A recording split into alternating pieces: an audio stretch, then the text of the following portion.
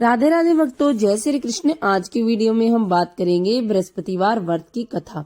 भगवान बृहस्पति देव की पूजा अर्चना के लिए बृहस्पतिवार को व्रत करके बृहस्पतिवार की व्रत कथा को पढ़ने अथवा किसी दूसरे स्त्री पुरुष द्वारा सुनने की प्राचीन परंपरा है।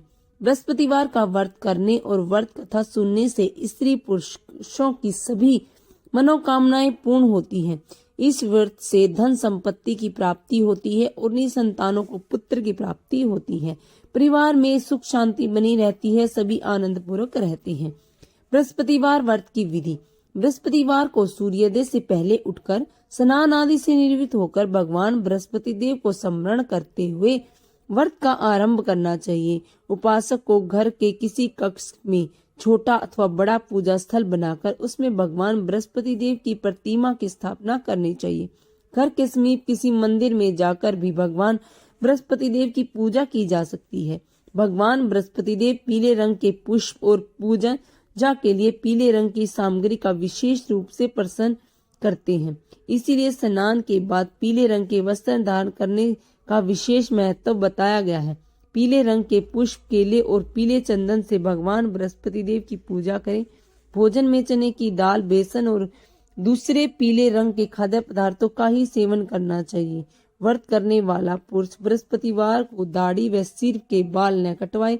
पूजा के समय भगवान बृहस्पति देव से जो मनोकामनाएं प्रकट की जाती है वह उस मनोकामना को अवश्य पूरी करते हैं। इस व्रत में व्रत कथा पढ़ने और स्मरण करने का विशेष महत्व है। बृहस्पतिवार व्रत कथा। प्राचीन समय की बात है कि भारत में एक राजा राज्य करता था। वह बड़ा प्रतापी और दानी था। वह नित्य प्रति मंदिर में भगवान दर्शन करने जाता था। वह ब्राह्मण और गुरु की सेवा किया करता था। उसके दरवाजे से कोई भी निराश होकर नहीं लौटता था। वह प्रत्येक गुरुवार को व्रत रखता और पूजा करता था। हर दिन गरीबों की सहायता करता और परंतु यह सब बातें उसकी रानी को अच्छी नहीं लगती थी। वह न व्रत करती और न किसी को एक भी पैसा दान में देती थी। वह राजा से भी ऐसा करने को मना किया करती थी। एक समय की बात है कि राजा शिकार खेलने वन में चले गए। घर पर रानी और दासी थी। उस समय गुरु बृहस्पति साधु का रूप धारण कर राजा के दरवाजे पर भिक्षा मांगने आए। साधु ने रानी से भिक्षा मांगी तो वह कहने लगी, हे साधु महाराज, मैं इस दान पुण्य से तंग आ गई हूँ। इस कार्य से तो मेरे पति देव ही बहुत हैं। अब आप ऐसी कृपा करें कि सारा धन नष्ट हो जाए और मैं आराम से रह सकूं। साधु रूपी बृहस्पति देव ने कहा, हे देवी, तुम बड़ी विचित्र हो। संतान और धन से कोई दुखी नहीं होता है, इसको सभी चाहते हैं।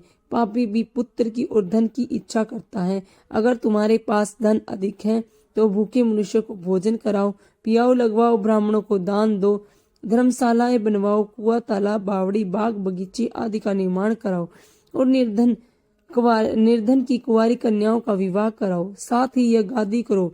इस प्रकार के कर्म करने से आपके कुल का और आपका नाम परलोक में सार्थक होगा और तुम्हें भी स्वर्ग की प्राप्ति होगी। परंतु रानी साधु की इन सब बातों से खुश नहीं हुई। उसने कहा, हे साधु महाराज, मुझे ऐसे धन की आवश्यकता नहीं जिसको मैं अन्य लोगों को दान में देती फिरूं और जिसको रखने और संभालने में मेरा सारा समय ही नष्ट हो जाए। साधु ने कहा, हे देवी, यदि तुम्हारी ऐसी ही इच्छा है तो जैसा मैं तुम्हें बताता हूँ तुम वैसे ही करना। बृहस्पतिवार के दिन घर आंगन को गोबर से लीपना, अपने केशों को पीली मिट्टी से धोना, केशों को धोते समय स्नान करना, राजा से कहना कि वह हजामत कराए, भोजन में मांस मदिरा खाना, कपड़ा धोबी के यहाँ धुलवाने देना। इस प्रकार 7 बृहस्पतिवार करने से तुम्हारा सारा धन नष्ट हो जाएगा। यह कहकर साधु बृहस्पति रूपी बृहस्पति देव अंतर्ध्यान हो गए। रानी ने साधु के कहे के अनुसार 7 बृहस्पतिवार तक वैसा ही करने का विचार किया। साधु के बताए अनुसार कार्य करते ही केवल 3 बृहस्पतिवार ही बीते थे कि उसका समस्त धन संपत्ति नष्ट हो गया। भोजन के लिए दोनों समय परिवार तरसने लगा और संसारिक भोगों से दुखी रहने लगा। तब राजा रानी से कहने लगा कि हे रानी, तुम यहाँ रहो, मैं दूसरे देश को जाता हूँ, क्योंकि यहाँ पर मुझे सभी मनुष्य जानते हैं, इसलिए मैं यहाँ कोई कार्य भी नहीं कर सकता। अब मैं परदेश जा रहा हूँ, वहाँ कोई काम धंधा करूँगा, शायद हमारे भाग्य बदल जाए। ऐसा कहकर राजा परदेश चला गया। वह वहाँ जंगल से लकड़ियां काट कर लाता और शहर में बेचता। इस प्रकार जीवन व्यतीत करने लगा। इधर राजा के बिना रानी और दासियां दुखी रहने लगी। किसी दिन भोजन मिलता और किसी दिन जल पीकर रह जाती। एक समय रानी और दासियों को 7 दिन तक बिना भोजन के व्यतीत करने पड़े। तो रानी ने अपनी दासी से कहा, हे दासी, यहाँ पास के ही नगर में मेरी बहन रहती है, वह बड़ी धनवान है। तू उसके पास जा और वहां से 5 सेर बेझर मांग कर ले आ, जिससे कुछ समय के लिए गुजारा हो जाएगा। दासी रानी की बहन के पास गई। रानी की बहन उस समय पूजन कर रही थी। बृहस्पतिवार का दिन था। दासी ने रानी की बहन से कहा, हे रानी, मुझे आपकी बहन ने भेजा है, मुझे 5 सेर बेझर दे दो। दासी ने यह बात अनेक बार कही, परंतु रानी की बहन ने कोई उत्तर नहीं दिया, क्योंकि वह उस समय बृहस्पतिवार की कथा सुन रही थी। जब दासी को रानी की बहन से कोई उत्तर नहीं मिला तो वह दुखी हुई और उसे क्रोध भी आया। वह लौटकर रानी से बोली, हे रानी, आपकी बहन तो बहुत ही घमंडी है, यह छोटे लोगों से बात ही नहीं करती। मैंने उससे कहा तो उसने कोई उत्तर नहीं दिया, मैं वापस चली आई। रानी बोली, हे दासी, इसमें उसका कोई दोष नहीं। जब बुरे दिन आते हैं तो कोई सहारा नहीं देता। अच्छे बुरे का पता विपत्ति में ही लगता है। जो ईश्वर की इच्छा होगी वही होगा। यह सब हमारे भाग्य का दोष है। उधर रानी की बहन ने सोचा कि मेरी बहन की दासी आई थी, परंतु मैं उससे नहीं बोली, इससे वह बहुत दुखी हुई होगी। अतः कथा सुन विष्णु भगवान का पूजन समाप्त कर वह अपनी बहन के घर आई और कहने लगी, हे बहन, मैं बृहस्पतिवार का व्रत कर रही थी। तुम्हारी दासी हमारे घर आई थी, परंतु जब तक कथा होती है तब तक न लोग उठते हैं और न बोलते हैं, इसीलिए मैं नहीं बोली। कहो दासी, क्यों आई थी? रानी बोली, बहन, हमारे घर अनाज नहीं था। वैसे तुमसे कोई बात छिपी नहीं है, इस कारण मैंने दासी को तुम्हारे पास 5 सेर बेझर लेने के लिए भेजा था।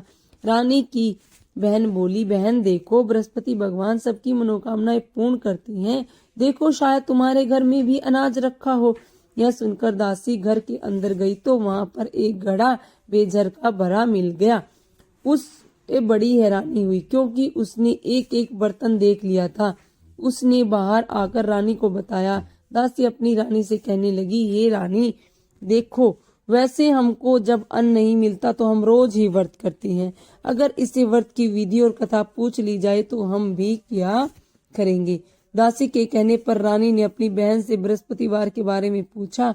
उसकी बहन ने बताया, हे रानी बहन, बृहस्पतिवार को सूर्योदय से पूर्व उठकर स्नान करके बृहस्पतिवार का व्रत करना चाहिए, लेकिन उस दिन सिर नहीं धोना चाहिए। बृहस्पतिवार के व्रत में चने की दाल और मुनक्के से विष्णु भगवान का केले के वृक्ष की जड़ में पूजन करें, दीपक जलाएं। उस दिन एक ही समय भोजन करें। भोजन पीले खाद्य पदार्थों से करें तथा कथा सुने।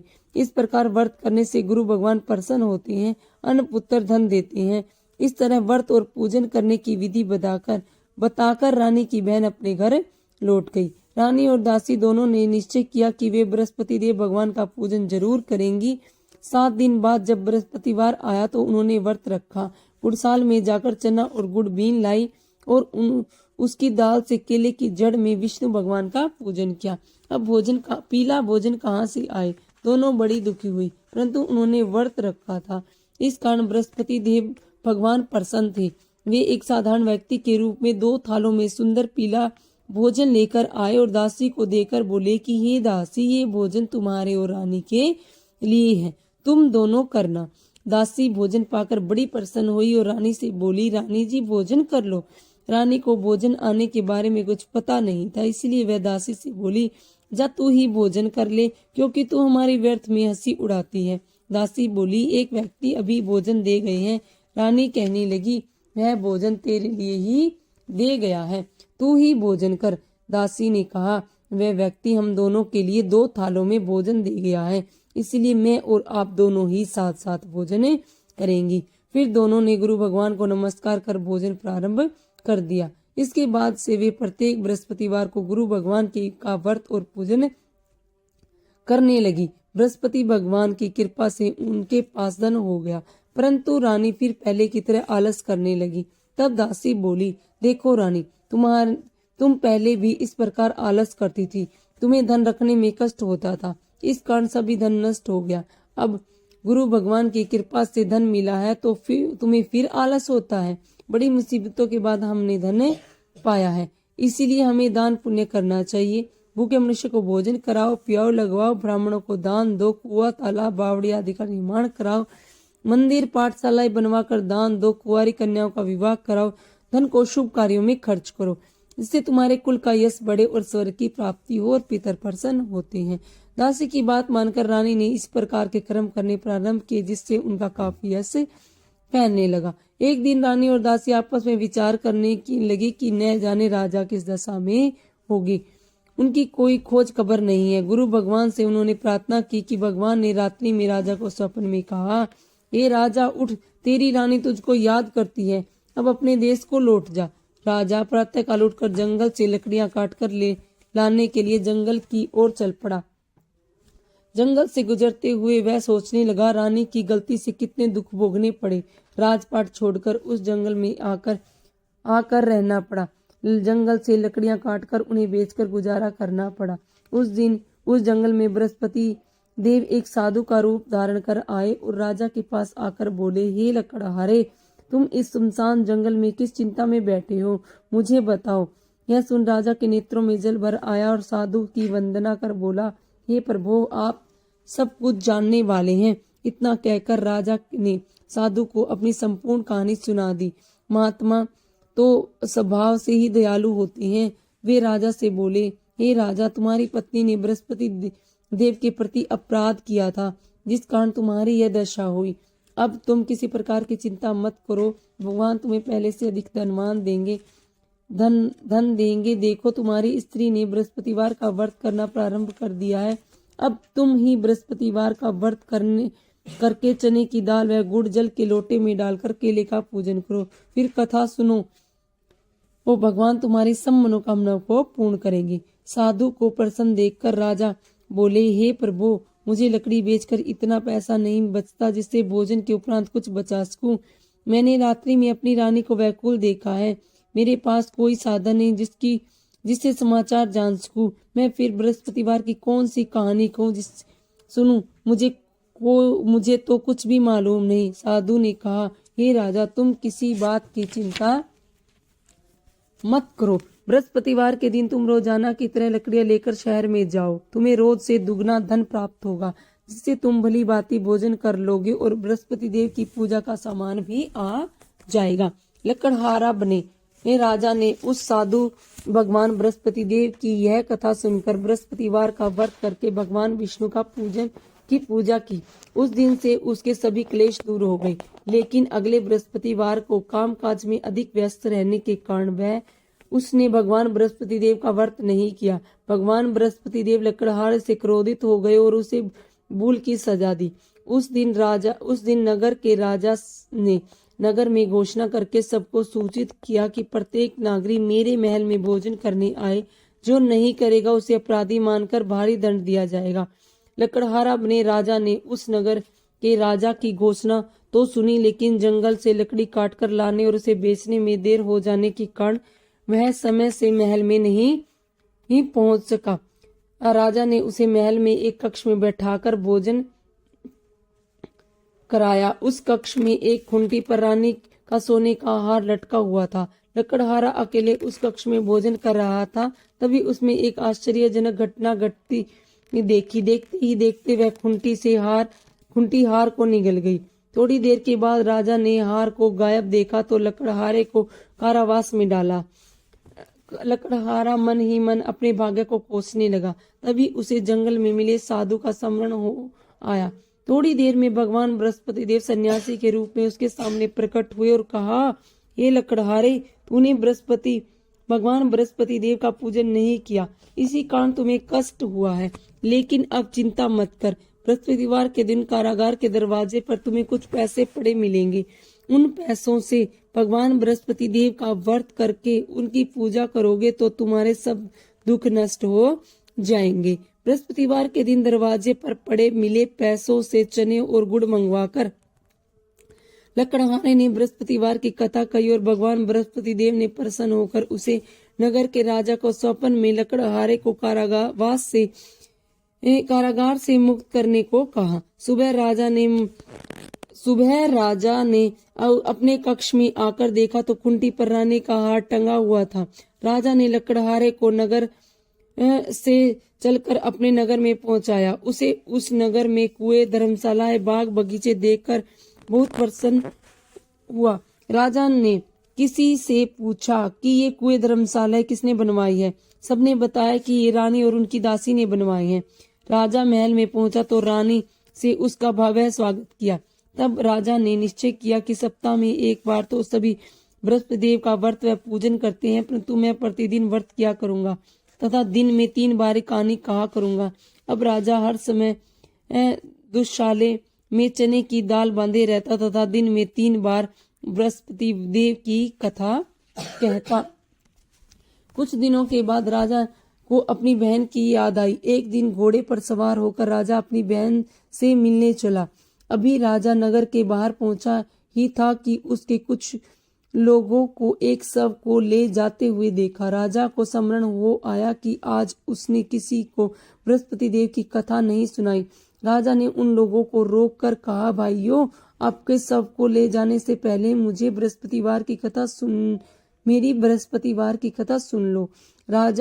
लोगों ने राजा पर क्रोध होते हुए कहा, तुम पागल तो नहीं हो गए? लेकिन कुछ बड़े बूढ़े लोगों ने कहा, अच्छा भाई, साथ में चलते चलते तुम अपनी कथा को भी सुन लो। राजा ने चलते हुए आधी कथा ही सुनाई थी कि सब हिलने लगा। राजा की पूरी कथा सुनते ही सब उठकर बैठ गया। लोगों ने हैरानी से दांतों तले उंगली दबाई और अगले बृहस्पतिवार से भगवान बृहस्पति देव का व्रत व कथा सुनने का निश्चय कर लिया। अब घोड़े पर सवार राजा चलते हुए किसान के पास पहुंचा। किसान अपने खेत में हल चला रहा था।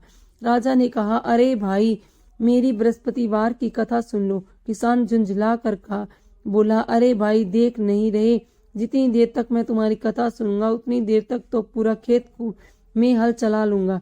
राजा निराश होकर चलने लगा। तभी किसान के बैल लड़खड़ाकर जमीन पर गिर गए। किसान के पेट में जोर से दर्द होने लगा। उस किसान की पत्नी जब खाना लेकर आई तो उसने किसान से इस बारे में पूछा। किसान ने घुड़सवार की पूरी कहानी सुनाई। किसान की पत्नी दौड़ती हुई राजा के पहुंच पहुंचकर हाथ जोड़कर बोली, भैया, मैं तुम्हारी कथा सुनने को तैयार हूँ। राजा ने उसके साथ खेत में पहुंचकर बृहस्पतिवार की कथा सुनाई। तभी बैल उठकर खड़े हो गए और किसान के पेट में दर्द भी तुरंत बंद हो गया। राजा अपनी बहन के घर पहुंचा तो उसका बहुत भव्य स्वागत किया। अगले दिन सुबह उठकर राजा ने देखा घर के सभी लोग भोजन कर रहे हैं। किसी भूखे को बृहस्पतिवार की कथा सुनाए बिना राजा भोजन नहीं करता था। उसने बहन से कहा कि बहन, क्या घर में कोई ऐसा व्यक्ति है जिससे अभी तक भोजन न किया हो? उसकी बहन बोली, भैया, हमारे घर तो क्या आपको पूरे नगर में कोई ऐसा व्यक्ति नहीं मिलेगा जिसने सुबह सुबह भोजन नहीं किया हो। तब राजा ने बहन के घर से निकलकर उस नगर में बिना भोजन की व्यक्ति की तलाश की। एक गडरिये के घर में उसका बेटा बीमार होने के कारण भूखा रह गया था। राजा ने उसको जाकर बृहस्पतिवार की कथा सुनाई। कथा सुनते ही गडरिये का बीमार बेटा बिल्कुल ठीक हो गया। सबने राजा की बहुत प्रशंसा की। एक दिन राजा ने अपनी बहन से कहा, बहन, अब हम अपने घर को जाना चाहते हैं, तुम भी हमारे साथ चलो, कुछ दिन वहां रहकर लौट आना। राजा की बहन ने अपनी सास से पूछी तो सास ने ताना देते हुए कहा, बहू, मायके जाना हो तो जाओ, अकेली जाना, मेरे पोतों को नहीं ले जाना। तुम्हारे भाई के कोई संतान नहीं है, कहीं तुम्हारी भाभी मेरे पोतों पर कुछ जादू टोना न करा दे। दूसरे कक्ष में बहन की सास की बातें सुनकर राजा दुखी मन से अकेले ही अपने नगर को लौट गया। रानी ने राजा से कहा, आप तो अपनी बहन को साथ लेने की बात कह गए थे, फिर बहन को साथ क्यों नहीं लाए? तब राजा ने दुखी होते हुए कहा, रानी, हम निसंतान हैं, इसलिए कोई हमारे घर आना पसंद नहीं करता। रानी ने राजा को समझाया, हे प्राणनाथ, हमें बृहस्पति देव ने सब कुछ दिया है, अब भगवान बृहस्पति देव हमें संतान भी अवश्य देंगे। बृहस्पतिवार को विधिवत व्रत करते हुए राजा रानी ने भगवान बृहस्पति देव से संतान के लिए प्रार्थना की। कुछ दिनों के बाद उन्होंने स्वप्न में दर्शन देते हुए कहा, हे राजन, तेरी मनोकामना अवश्य पूर्ण होगी। एक सप्ताह बाद ही रानी गर्भवती हो गई और 10वें महीने उन्हें एक सुंदर पुत्र को जन्म दिया। राजा रानी जीवन पर्यंत बृहस्पतिवार का व्रत करते रहे। उनके घर में धन की वर्षा होती रही। इस तरह आनंद पूर्वक जीवन यापन करते हुए राजा रानी भगवान बृहस्पति देव की अनुपमा से मोक्ष को प्राप्त करके सीधे वैकुंठ धाम को पहुंच गए। बृहस्पतिवार को विधिपूर्व व्रत करके जो स्त्री पुरुष भगवान विष्णु की पूजा करती हैं, भगवान उसकी सभी मनोकामनाओं को पूर्ण करते हैं। अन्य बृहस्पतिवार व्रत कथा। प्राचीन काल में एक बहुत ही निर्धन ब्राह्मण था। उसकी कोई संतान नहीं थी। वह नित्य पूजा पाठ करता, परंतु उसकी स्त्री बहुत मलिनता के साथ रहती थी। वह न स्नान करती, न किसी देवता का पूजन करती। प्रातः काल उठते ही सर्वप्रथम भोजन करती, बाद में अन्य कोई कार्य करती थी। ब्राह्मण देवता बहुत दुखी रहते थे। पत्नी को बहुत समझाते, किंतु उसका कोई परिणाम न निकलता। भगवान की कृपा से एक समय उस ब्राह्मण की पत्नी गर्भवती हुई और 10वें महीने एक सुंदर कन्या को जन्म दिया। निर्धन ब्राह्मण कन्या के जन्म से बहुत दुखी हुआ। धीरे धीरे ब्राह्मण की कन्या बड़ी होने लगी। बचपन से ही उस कन्या की रुचि भगवान विष्णु की पूजा में थी। वह प्रातः काल उठते ही स्नान आदि करके भगवान विष्णु की पूजन करके मंदिर में जाती। बृहस्पतिवार को व्रत करके विधिवत पूजा पाठ करती थी। पूजा पाठ के बाद वह पढ़ने के लिए पाठशाला में जाती।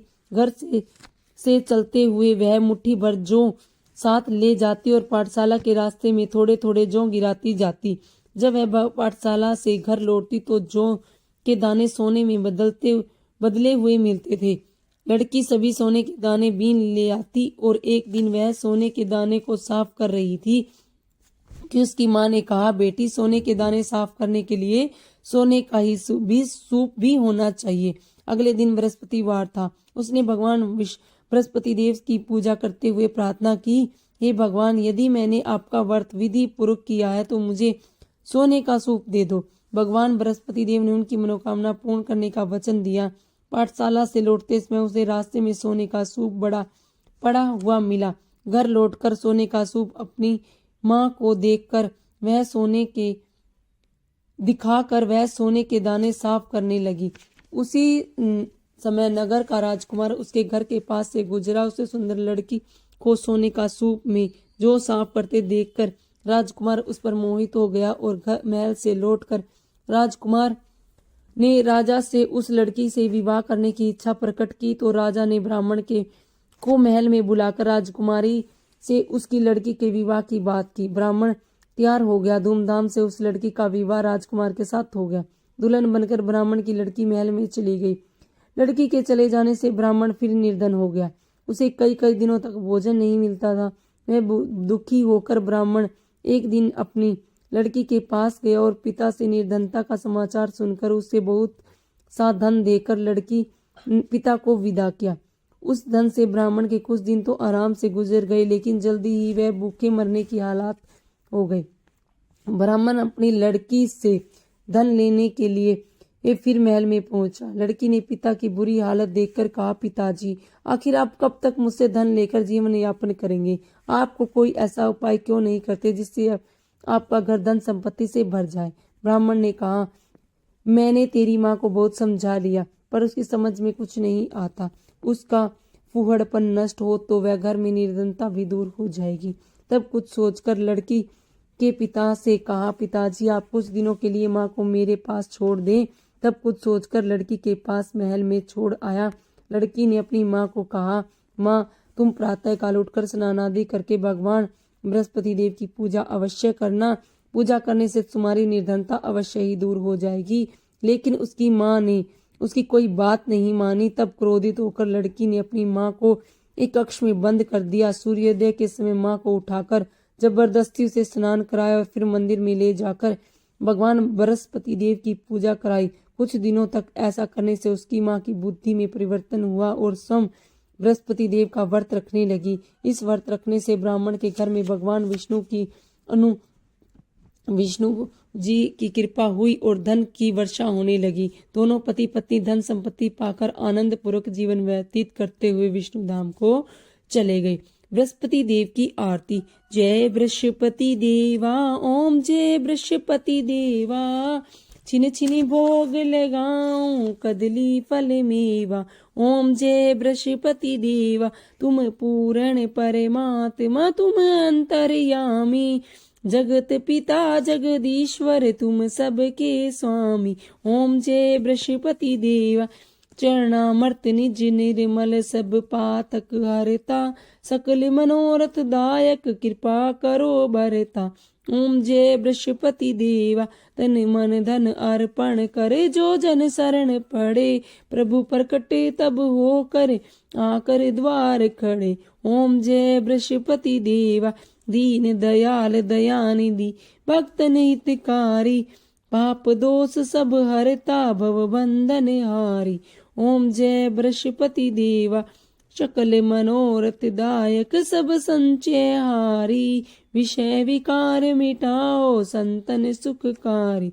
ओम जय बृहस्पति देवा, जो कोई आरती तेरी प्रेम सहित गावे, जेठानंद आनंद सो निश्चय पावे। ओम जय बृहस्पति देवा। बोलो बृहस्पति देव की जय, बोलो विष्णु भगवान की जय। राधे राधे भक्तों, जय श्री कृष्ण, हर हर महादेव।